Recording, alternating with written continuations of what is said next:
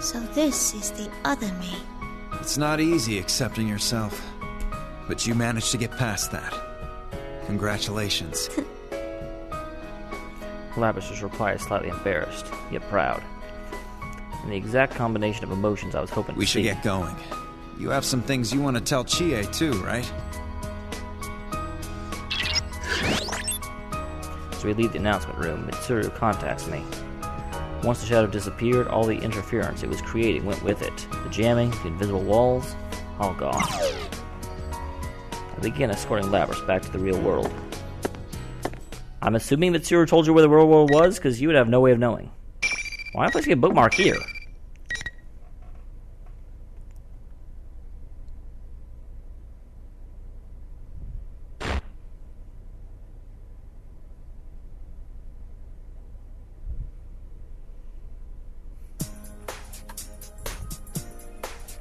Follow Mitsuru's direction and reach the specified location. A number of people have already gathered, and I noticed Teddy, Kanji, Chie, and the others I'd seen in the P1 commercial as well. Oh, phew! You're okay, Miss President. Chie-san. In contrast to Chie's enthusiasm, Labris looks towards me as if she's unsure of how she to feel about everything. Before I can nudge Labris over towards Chie rushes onward and takes Labris' hand. She smiles briefly and confirms that Labris is alright. Labris cannot resist the infectious air of happiness and breaks into a smile of Hello, sorry, who are you? I'm liking that look you've got going on. It's like you just single-handedly saved the world from an evil army. Yosuke, don't be so rude! Chie turns toward me and bows energetically. Thank you for saving Labris. No need to thank me. I just delivered the message you left me with. Don't you have some people you want to introduce Labris to? After being prompted, Chie dashes off, tugging Labris by her hand towards her friends. The people walking to greet them are everyday students, but none of them seems all that concerned by the fact that Labris is an android. In fact, it seems like they're welcoming her to a group with a big smile. Looks like they're a pretty open-minded bunch. As I'm watching them, I'm joined by some familiar faces. Are you alright, Akihiko? I raise my hand in response to her. That's enough for Mitsuru to understand the situation and smile. Aiga stands next to me and gazes at the group of people gathered around Chie and Labris. It seems my sister has also forged a bond. That takes you back, doesn't it? Yes, it does. Though I am a machine, I understand what it means for people's hearts to come together. I would definitely like for my sister to learn that as well.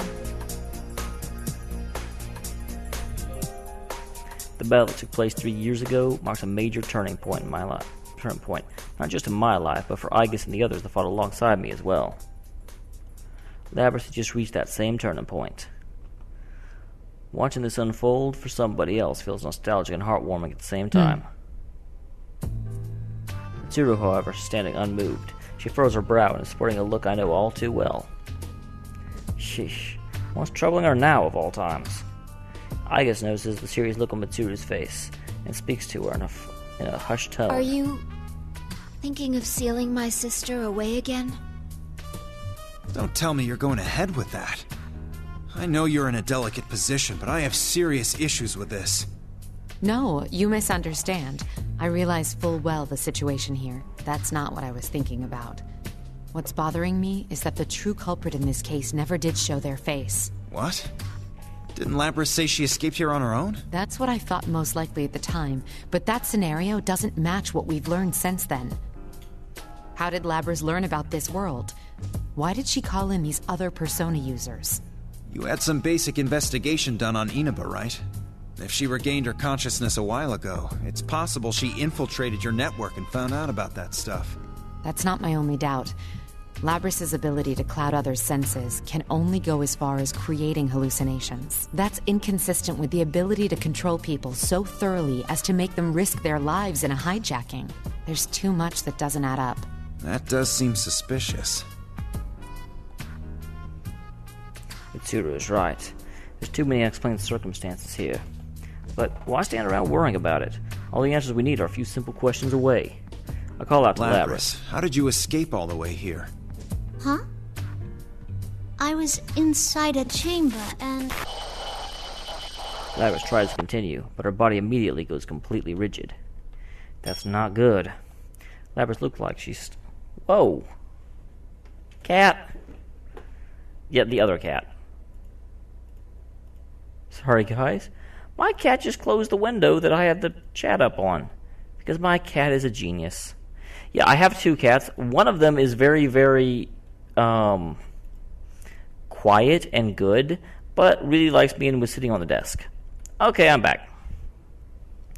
Labrys looks like she's completely devoid of thought, but I know it. But I know better.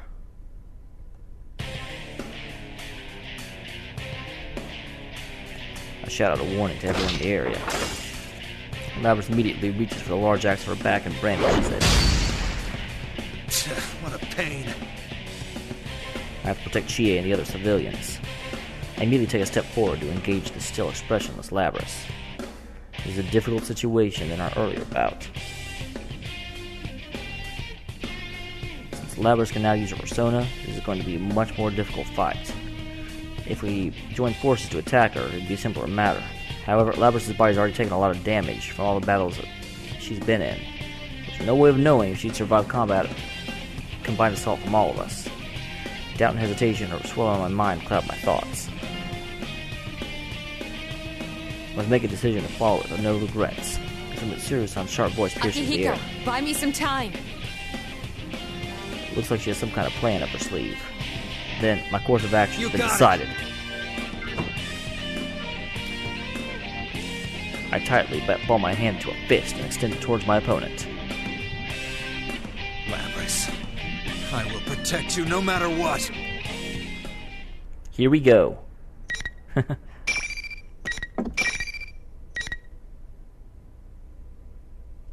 I get to impress you with my battle ability again. Rawr! With Akihiko, I actually am pretty good. Unlike Naruto. Final. Fight!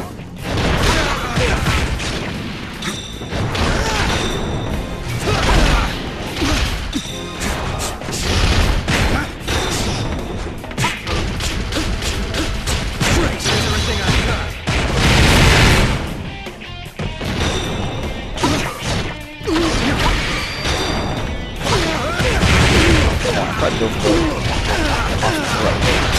Gotcha. What is that? That's what I get for saying I'm actually good. This it. How did I miss that? What?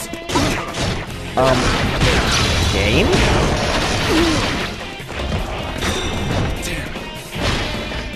Oh, I'm on that side.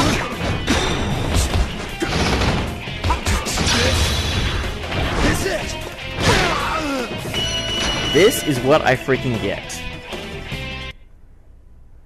Oh, I can insecure pretty well when I'm looking at the right bar. I was looking at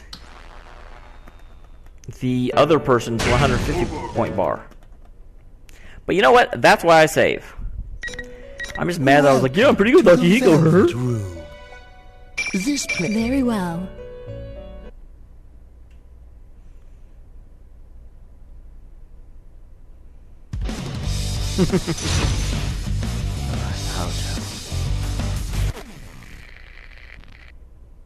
Final.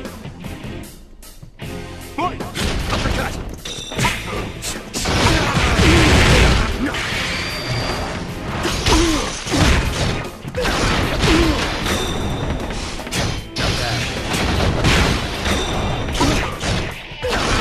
Stop hitting me.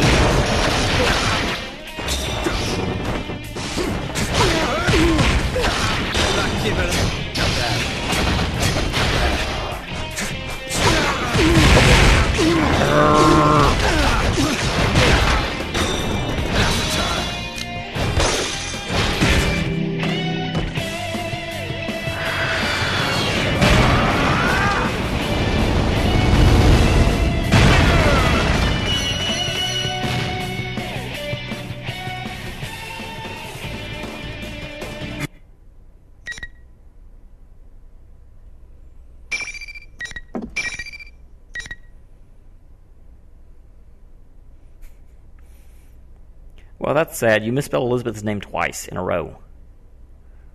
Look at the keyboard while you type. I mean...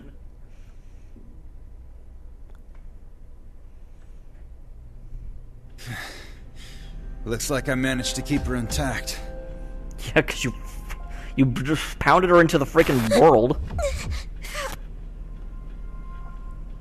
But she still seems to be under the control of someone else. Do we have to strike her down, the one controlling her? But where could she be controlling Labrys from? She's not prepared to check the surrounding area with any outside presences. Voice echoes from somewhere. You resorted to your fists in the end, after all. That's why people say your strength is fake. There's a familiar voice I can't quite place. Darkness manifests from out of nowhere and coalesces into a form of a person. What is that? It's another Akihiko-san?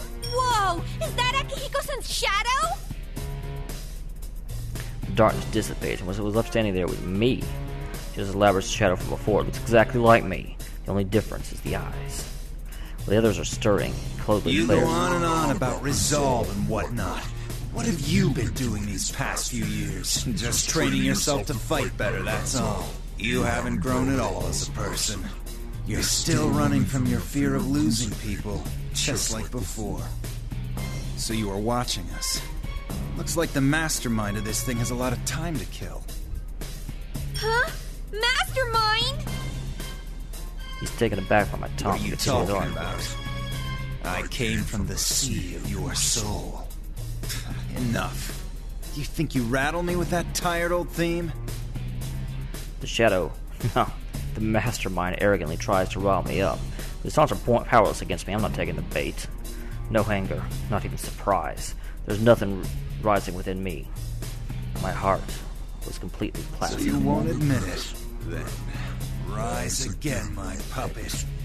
Dance until you shatter.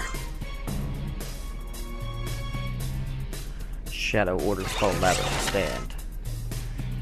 As if a puppet on strings, Labrys responds to Shadow's Looks like command. you've shown your stripes already. That power proves you're not my shadow. So what?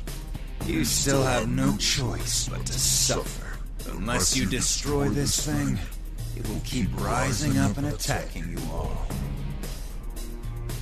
I glance over at Mitsuru. She gives me a slight nod and I Sad laugh. to say, but this show is over. What? It means we won't fall for the same trick again. Yamagishi, now! I knew it was Fuka! Just as Mitsuru's voice sounds, the ominous presence lurking within Labrys was repelled. Turns out, the person who Mitsuru-san contacted before entering the TV world was Fuka. I see. Her persona abilities could disrupt the control on Labrys without having to have her here in the world. Are you all okay? Whoa, she looks different. Wow. Fuka-san? Did her hair lighten up? Fuka Yamagishi. She's a friend of ours who helped us greatly in the battle 3 years ago. She has an analytical persona, and she herself is a whiz at digging up useful information. The Yasugami High students don't know anything about Fuka, and are looking around in surprise. Is this like Rise-chan's persona? Wait, where is she? This feeling. What the? That voice. It's not coming from in here. Whoever it is out there. Seriously? She can use hers in the real world? That's amazing. That's not your shadow, Akihiko-senpai. It's just a fake mimicking your appearance. Very impressive to guess correctly from such a long distance away. Akihiko guessed correctly within like a minute of you showing up. You must be the one behind all this. You stole Labrys and threw her into a TV. You were after persona users from the start. That's why you chose this school and tampered with Labrys' memories. I'm actually thinking she's not in the limo. Only because we didn't see anyone else in any of whenever they drove down here, and Mitsuru can contact Fuka from basically anywhere on Earth. And you just demonstrated how you controlled those hijackers. Why did you go after these students? What are you up to? Personas and shadows are one and the same. If I poison your hearts, I can recruit shadows with unparalleled strength. Wait, what?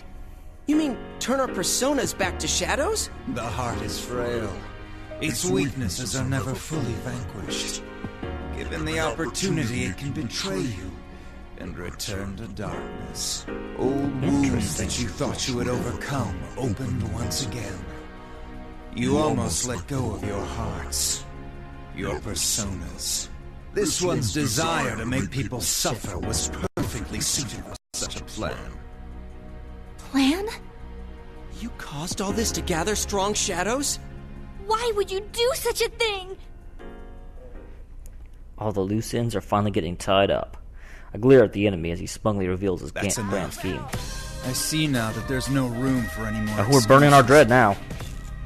This is much better than the, I think it's the Genesis, which is the final theme of Persona 4. Pull out my evoker. I can perform a summoning without this now, but I still couldn't let it go. It serves as a constant reminder of the days I was fighting as a part of Seas. And so I don't forget about the joy, the sorrow, and the losses from those days. I point the muzzle at my head just how I used to. The feeling of cold metal. You said before that I couldn't cast aside my fears. Back then, I felt like I didn't care if I lived or died. I just wanted all the power I could manage. Whether I disregard for my own life was because I secretly wanted someone to punish me, or because I wanted someone stronger than I to forgive me and allow me to live. In either case, my resolution was no longer the same. People who have no fears end up dying early or throwing their lives away. My determination coexists with my fears. I know that death and loss are always close by. I squeezed the trigger of my evoker. A nostalgic sensation. It was just 3 years ago when I played my life on the line. But now, I can't allow myself to die. In my heart, I know I can't lose this fight. Even if I do, I'll come back save after save. I've accumulated all this power to protect others. I am risking my life in order to stay alive and keep my friends safe. That is my current determination. You still say you're my shadow? Yeah, my shadow is just another form of one's persona, then.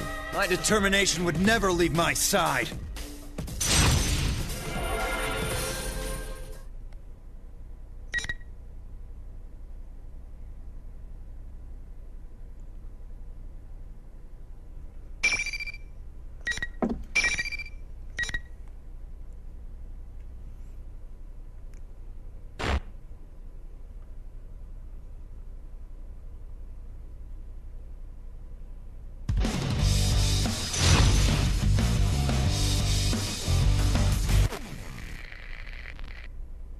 Final. Fight!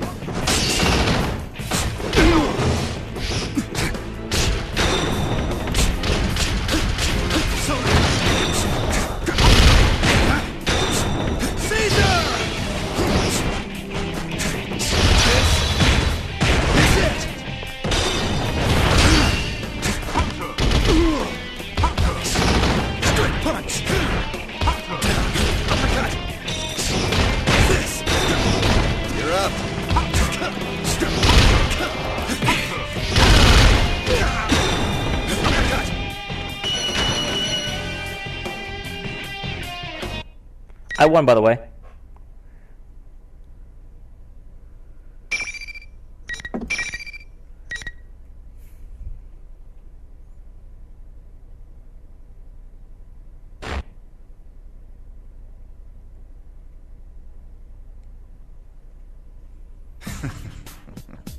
No wonder you managed to drive back a god once. I didn't think you'd resist this fiercely. Thought that I'd done some serious damage to that thing, but it seems he has no intention of giving up its ridiculous charade. He nonchalantly carries on while still wearing my face. And I think that's awesome. With the Persona 4 guys, he was just like, oh, okay, well, Labras is weak. With this, it's like, oh, you guys freaking beat a god. That's right. Oops. I figure anyone that knows about Personas is probably pretty aware of the whole Nyx catastrophe. This is fine with me. Good enough for my purposes. I've confirmed you have enough power to meet my expectations. Good enough, my ass. Who do you think you are? You're really pissing me off! I'm surprised none of the other people had any questions about, any of the P4 crew had any questions about the whole, driving back a god comment. The mastermind contorts my face into an eerie smirk. I doubted there'd be any meaning in changing my appearance. But sure enough, it made for a very enjoyable game. I will see you in another guise next time. Just wait until then. Wait! There's no way I'm letting you get away. I immediately closed the gap between myself and him, but with a final smirk, he disappeared. All that remains is his laughter. Yamagishi! The reading disappeared. It didn't move, it just vanished. What could this mean? Back to square one again. Bullshit! Don't you ever come back again! Still, what was it planning on using our persona powers for? It hasn't given up, right? We'll see it again. Indeed. Based on what it said, I have every reason to assume that it'll return. The enemy's objectives are still mostly unclear, but we don't even know who he is. I do have a lead, though. I look towards Mitsuru and Aigis. Though I can't say this in front of the students, the fact that the mastermind knew about Labras is a big clue. We're most likely dealing with someone related to Kirijo. Don't worry about it. We'll handle things from here. Wait, but it kinda said it was still after us. Of course. You should be aware that the enemy is out there. Akihiko only means that there is no need to abandon your lives to pursue it. We will do our best to ensure that no harm comes to you. That is, after all, our duty. Just leave the rest of the explanations to Mitsuru. She's much better at saying the right thing in these situations. In the meantime, I glare at the empty space where the battle was. will go on, huh?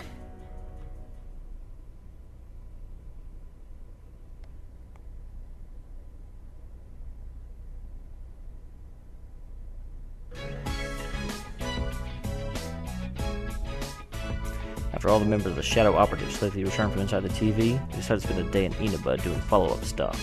Leave quietly the next day. I'm glad things went well. Okay, she is in the limo. But first, it's good to see you again. This is becoming a real reunion. After Fuka looks behind her to the back seat, Mitsuru and Aigis smile at each other. Even for those of us that fought in the battle 3 years ago, journeying to a world inside a TV to retrieve a robot still sounds absurd. Still, we managed to accomplish our mission.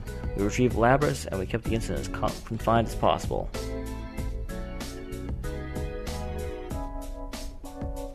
However, our plan to leave quietly like a covert ops unit was foiled by that group of students. They were certainly a lively bunch to the very end. Mitsuru seems to have thought the lapse in security wasn't enough to stain the overall success of the mission and smiles.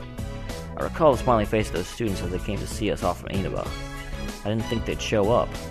They turned the quiet departure we planned into a big scene. Labras, who Mitsuru opted not to reseal, is gazing out the rearview mirror. You regret parting with them? Waving at them. A little. But it's only a matter of time. I promised Chie and the rest that I'd definitely come back. I want to see the end of a group and say goodbye to them in person. Labras was the one who insisted on a formal goodbye. Not only that, she decided to leave them for a while and join the Shadow Operatives. Even if it was unlikely that she could go to school with them, there may have been some way for her to see her new friends more often instead of joining up with our secret group. But that wasn't what Labras wanted. There are some things I gotta do in order to pursue the mastermind that dragged us all into this incident. If I stay with the Shadow Operatives, I can accomplish those things. Those were her words, in a bad accent. She has formed bonds, and rather than depending on them, she's pushed further forward. This must be why she's able to overcome a past filled with grief more than any other person. Her resolve is amazing. And Labras isn't the only one. We've gained a new determination in these lands. Oh, okay. In order to speak of my own resolve, I straighten myself. Mitsuru, may I talk to you? What is it? It's unlike you to be so formal. This won't be any time soon, but I'm thinking of leaving the Shadow Operatives eventually. What? Huh? Fuka doesn't seem hit as hard as the other members, but even she's looking at me with confusion in her eyes. Why isn't she in the picture? This was actually something that I've been thinking about from the very beginning. These feelings have been smoldering inside me ever since I received my first mission. I finally found an avenue to direct those feelings.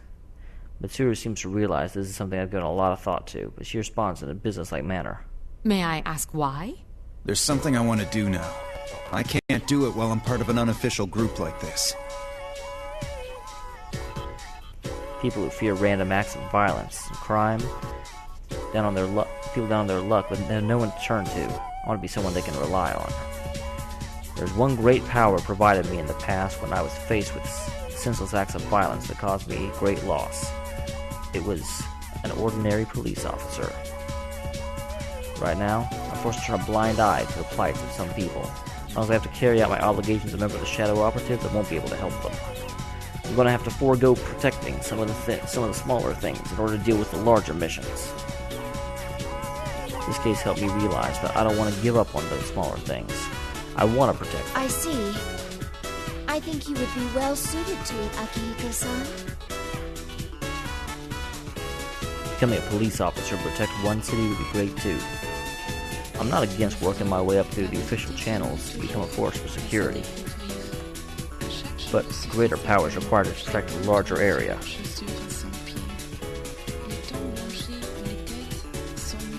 And that power can't just come from fists. There are greater, intangible powers for the society as well. It wouldn't be a bad idea to work my way into the upper echelon as a government official either. Then again, I don't know if I'm cut out for all that bureaucratic stuff. Mitsuru had been quietly taking all my musings and interrupted my train of thought with some surprising words. Of all the things you were going to say, that's it? What do you mean, that's it? Even I know it's pretty ordinary, but... Whether you man a police box or become a career officer, you should do it. And if you do, then I'll consider your circumstances, to an extent, whenever I need you. Huh? What's that supposed to mean? For a moment, I couldn't understand what Mitsuru meant. Wait, are you planning on making me belong to two departments at once? You wouldn't use the Kirijo name for that, would you? Well, seriously, you can be a cop and part of the CIA, and the CIA just comes out and says, hey, we need this guy, get him off duties. Bite your tongue? I won't do anything. But even if I don't, it'll happen on its own. You underestimate the organization's need for you. Leaving that aside, if you're going to wish to become something like that, then there's something you need to do first. You're right. You need to train more and... No, I meant going back to college. Mitsuru sternly adds, You should follow Yamagishi's example. That reminds me, I took a leave of absence from college to go on my journey. I didn't have a problem with my classes while I was still attending. But do not what about worry, now? Akihiko-san.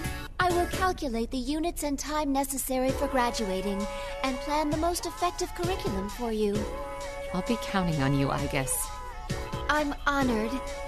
Oops. Another trial for me to face. Someone's in trouble. Lapras in her jokes with a joke at my expense and starts laughing. Agus, Mitsuru, even Fuko smile warmly back at Lapras. For a robot, Lapras sure has great timing and a great smile. I give up and heave a deep sigh before leaning back in my seat. Lapras quickly forms new bonds in Inaba. She will surely continue to form new bonds when she works with the other Shadow Operatives. One's heart changes to encountering others. It's the same whether your heart is covered in muscle or metal. Even if the culprit behind this incident were to appear again, he'd be no match for our new determination. The weather is great today. The cloudless sky is a perfect metaphor for my new resolve. Thinking about how fitting the situation is makes me laugh to myself. After all this training, traveling, I finally feel like I've taken a step forward.